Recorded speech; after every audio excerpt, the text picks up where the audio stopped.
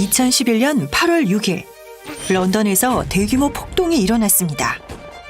8월 10일 경찰의 진압으로 기세가 잠잠해질 때까지 폭동은 버밍엄, 리버풀, 브리스톨 등 영국의 다른 주요 도시로 확대되었습니다.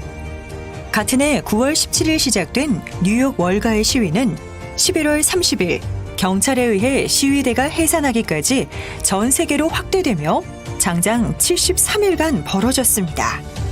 특히 시위가 절정에 이른 10월 15일에는 미국은 물론 전 세계 1,500여 개 도시에서 연계 시위가 열렸습니다. 경기 침체와 긴축 재정, 그리고 청년 실업에 대한 빈민층의 불만이 터져나온 런던의 폭동. 1%의 금융 거부들이 부의 50%를 차지하는 현실에 저항한 뉴욕의 시위는 한 가지 중요한 공통점이 있습니다. 바로 이권을 독점한 사람들을 향한 시민들의 분노였다는 것입니다.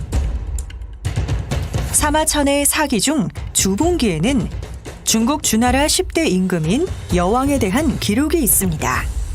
재위 30년이 되던 해 여왕은 무능한 여왕을 등에 업고 자신의 이권만 탐하는 영나라의 이공이라는 사람에게 관직을 내리려 하였습니다. 이를 심각하게 여긴 예량부라는 대부가 여왕에게 간청하였습니다. 천지 만물은 사람마다 함께 몫을 취하는 것이지 어느 한 사람이 독점할 수 없습니다.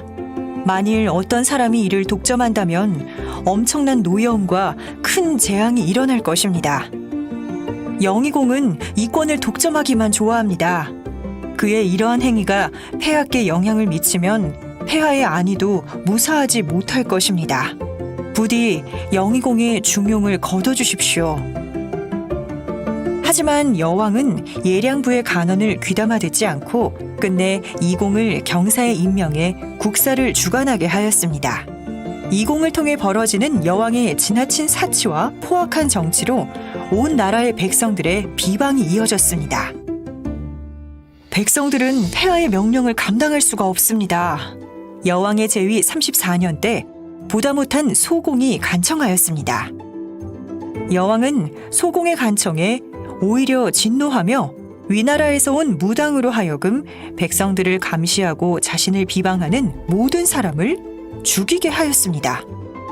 백성들은 공포에 떨며 더 이상 여왕을 비방할 수 없었습니다. 여왕은 기뻐하며 소공에게 말했습니다. 내가 비방을 금지시키니 백성들이 감히 말을 못하는구려. 이에 소공이 대답했습니다. 무릇 백성들이란 마음으로 깊이 생각하고 나서 입으로 말하는 것이니 성숙한 의견으로 받아들여 이를 실행해야 합니다. 백성들의 입을 틀어막는 것은 흐르는 강물을 막는 것보다 어려운 일입니다. 흐르는 강물을 막던 둑이 무너지면 반드시 큰 재앙이 오게 됩니다.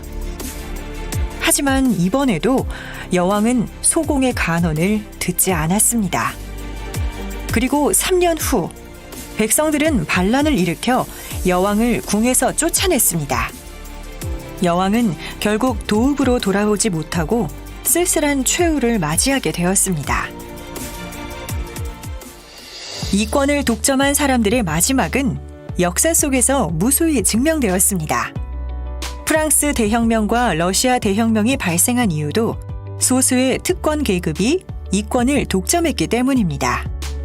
필리핀의 마르코스와 인도네시아의 수하르토가 자리에서 물러나게 된 것, 아랍의 봄이라 불리는 이집트의 무바르크, 튀니지의 벤 알리, 그리고 리비아의 카다피가 비참한 최후를 맞이한 것도 여론을 조작하며 이권을 독점한 끝에 벌어진 결과였습니다. 2011년에 벌어진 영국의 폭동과 미국의 월가 점령 시위는 어쩌면 이권을 독점하려는 이들에게 전하는 마지막 경고라 할 수 있습니다.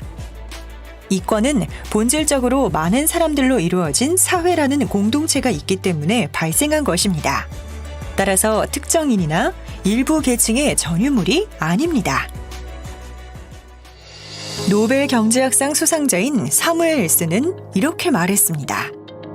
자기 힘으로 사업을 이뤄놓았다고 생각하는 기업의 창립자도 실은 모든 사회제도가 자신이 이용할 수 있는 입장에 놓여 있었던 것이며 그 사업이라는 것도 수백만의 사람들의 공동의 산물인 방대한 기구와 사회 전체적인 분위기의 혜택 속에서 이루어진 것에 불과하다. 만약 공동체가 이루어 놓은 것을 모두 제거하면 결국 우리에게 남는 것은 채집 생활을 하는 원시인의 생활과 다를 바가 없습니다.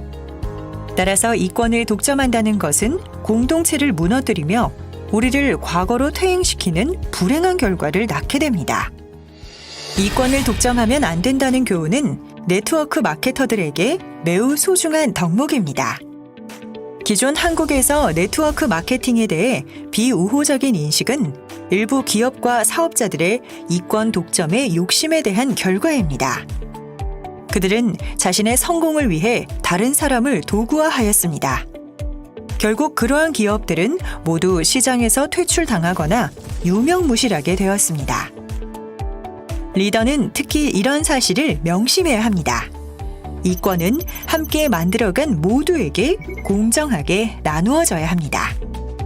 그리고 이러한 공정함이 바탕이 되어야만 네트워크 마케팅이 지속 가능해지는 것입니다. 그렇지 않으면 역사가 우리에게 증명하듯이 결과는 공멸입니다.